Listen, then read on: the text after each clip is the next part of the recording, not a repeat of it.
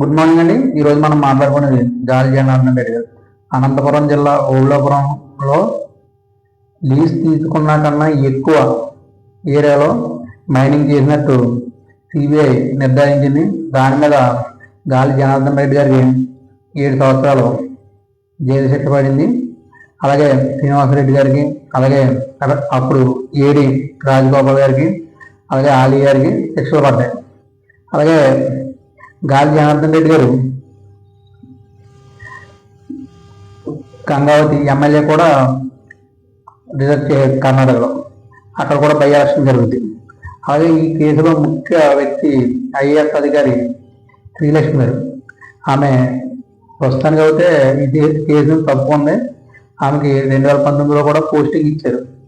ఎందుకంటే తెలంగాణలో పోస్టింగ్ ఇస్తే కేంద్రం ఒప్పుకోకపోతే అప్పుడు జగన్మోహన్ రెడ్డి గారి దగ్గరుండి ఏపీకి తీసుకెళ్ళి అక్కడ మున్సిపల్ శాఖలో పోస్ట్ ఇచ్చారు ఆమెకి.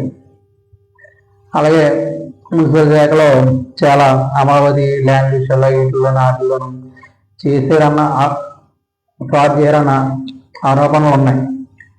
అలాగే నెక్స్ట్ చంద్రబాబు నాయుడుకి దగ్గరికి సీఎం అయినప్పుడు బుకే ఇవ్వడానికి వెళ్తే అప్పుడు ఆయన సింపుల్గా రిజెక్ట్ చేశారు. ఎందుకంటే ఆ మొబైల్ చూడటానికి కూడా ఆయన ఇష్టపడలేదు. అలాగే నారాయణ గారు మున్సిపల్ శాఖ మినిస్టర్ అయినప్పుడు ఆమె వెళ్ళి ఫైల్ మీద సంతకాలు పెట్టమన్నా సరే ఆయన పెట్టలేదు. అలాగే ఇప్పుడు పోస్టింగ్ ఇవ్వట్లేదు ఆమెని దూరంగానే ఉంచారు.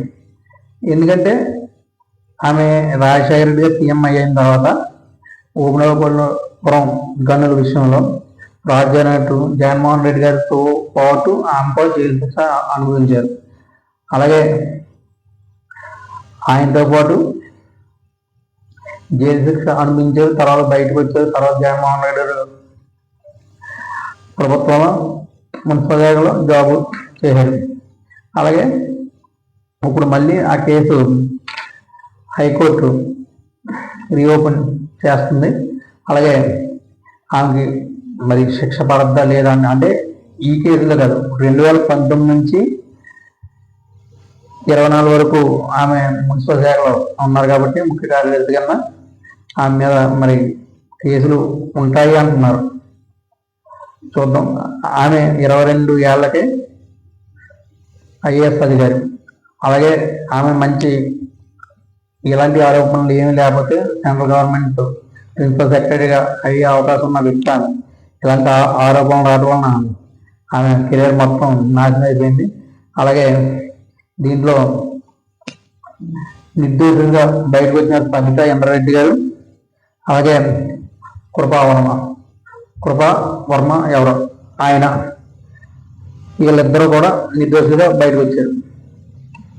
అలాగే ఎక్కడన్నా సరే అవినీతి చేయడం వలన కెరీర్ పాడైపోద్ది అంటానికి ఇది ఒక ఉదాహరణ. ఐఏఎస్ రాజు ఈమెతో పాటు రాజశేఖర రెడ్డి గారితో చాలా మంది చేశారు, కానీ వాళ్ళంతా మంచి మంచి స్టేజ్కి వెళ్ళిపోయారు.